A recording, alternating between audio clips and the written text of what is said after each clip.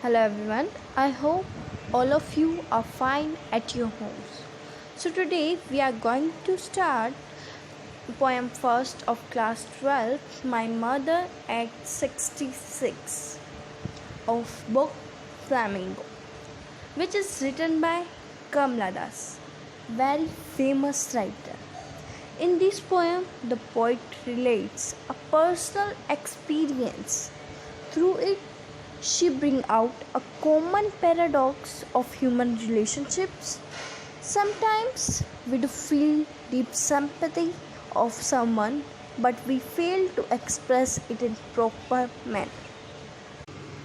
तो हम पहले कुछ पोइट के बारे में जान लेते हैं, वो कहाँ हुई थी, कौन से ईयर में हुई थी। तो Kamala Das, she is very famous writer, बहुत ही ज़्यादा फेमस थी। She was born in Malabar. Malabar के अंदर उसका जन्म हुआ था, जो कि केरला में है। इन 1934 में she is recognized as one of the India's foremost poet.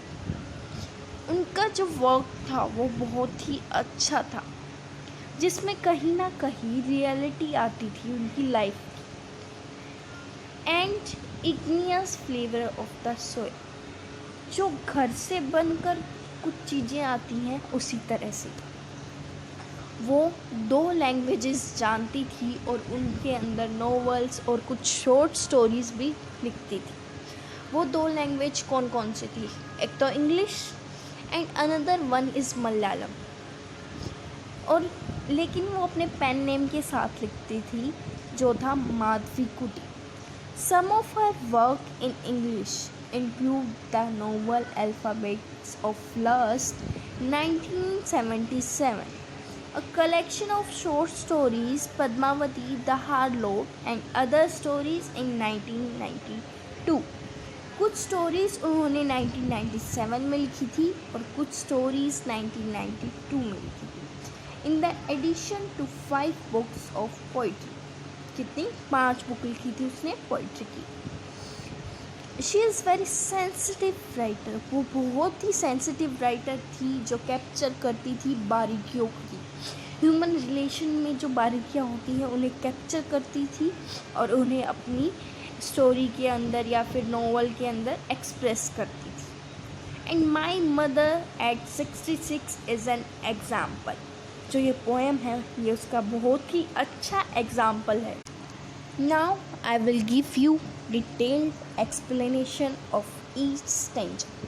So first stanza is, driving from my parents' home to Cochin last Friday morning, I saw my mother beside me, doors open mouth, a face ashen like that of a corpse, and realized with pain that she was as old as she looked. Explanation is, the poet recalled the day when she was driving from her parents' home to Cochin, where she was to catch a flight.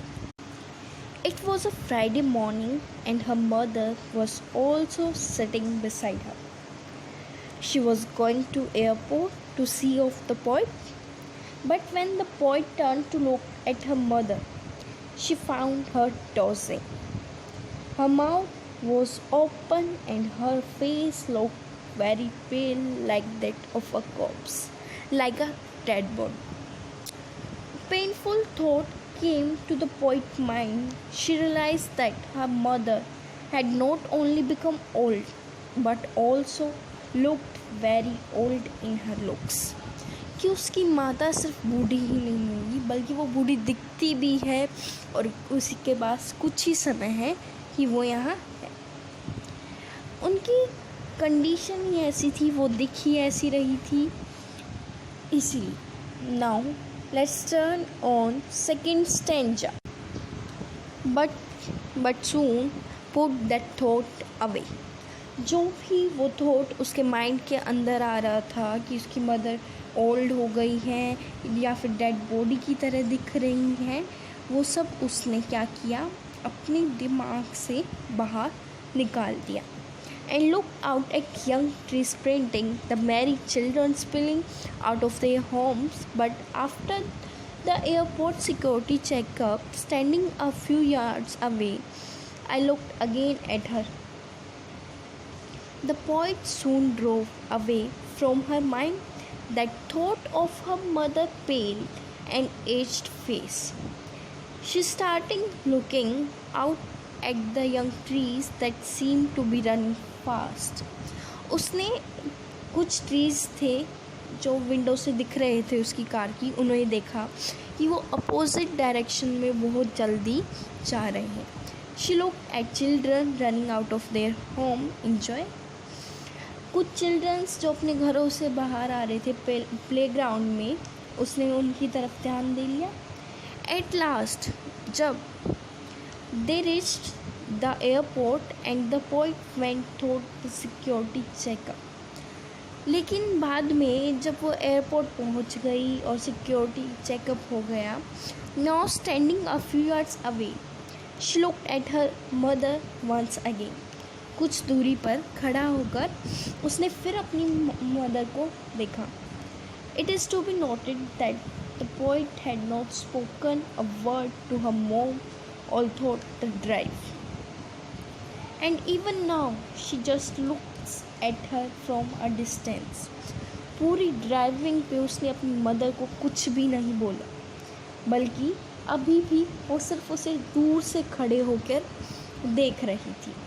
Perhaps it is a sad reflection of how indifferent the modern youth have grown towards their aged elder. Now third stanza is: when pale as a late winter's moon and felt that old familiar ash.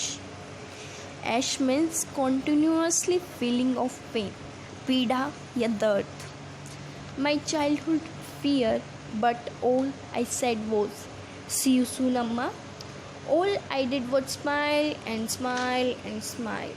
Explanation is: after her security checkup, here her is used for a poet. The poet looked at her mother. Security checkup यहाँ पे poet का हुआ था. उसके बाद उसने अपनी mother को देखा जो कि उनसे कुछ दूरी पे खड़ी हुई थी, who was standing a few yards away outside. The mother looked very pale and weak. वो बहुत ही बूढ़ी और बहुत ही कमज़ोर दिख रही थी. Her face looked pale, white like the face of late winter's moon. जिस तरह सर्दियों में मून दिखता है हमें, उसी तरीके से उनका जो फेस था दिख रहा था. The poet felt in her body an old familiar ash. It was like she used to feel in her childhood when some fear overpowered her. इसी कारण से इन्हीं सब चीज़ों को देख के उन्हें अपना चाइल्डहुड का जो डर था वो याद आ गया था कि कहीं वो अपनी मदर को खो ना दे. इसीलिए वो अपने चाइल्डहुड में कुछ मोमेंट के लिए भी, कुछ देर के लिए भी अपनी मदर से दूर नहीं होती थी. Still, she spoke no words to her. अभी भी उन्होंने कुछ भी नहीं बोला था अपनी मदर को. The only one thing she said was, see you soon, Amma. All she did was smile and smile and smile. इस पूरे सफ़र में, इस पूरी ट्रैवलिंग में उन्होंने अपनी मदर को एक ही बात कही थी, see you soon, Amma. We meet again, Amma. And she smiled and smiled and smiled at her mom. These lines convey the idea that the youngers to feel for their elders, but they don't communicate it properly. So guys, poem is over. In this poem there is no full stop. हमने एक एक stanza इसीलिए लिया ताकि आपको अच्छे से समझ आ जाए. अभी तक आपको कोई भी प्रॉब्लम हो इस पूरी पोएम में तो आप अपना क्वेश्चन कमेंट बॉक्स में लिख सकते हैं. Thank you so much. Like and subscribe my channel.